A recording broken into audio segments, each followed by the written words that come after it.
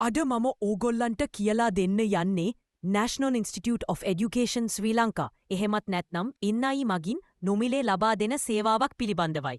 ඇත්තකම මේක වැදගත් වෙන්නේ O level ලියන වයස ළමයින්ට හා A level ලෙවල කරන්න බලාපොරොත්තු වෙන ළමයින්ටයි.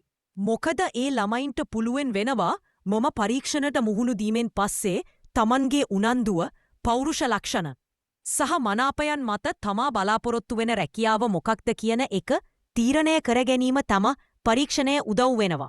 ඒ පරීක්ෂණය කර ගැනීම යා යුතුවයි. මාර්ගය පෙන්වා දීම තමයි මම අද මේ වීඩියෝව කරන්නේ. ඔබට මේ තිරය දැක්වෙන පරිදි අදාළ වෙබ්සයිට් එකට යාමෙන් එම පරීක්ෂණය ලබාගත හැකියයි.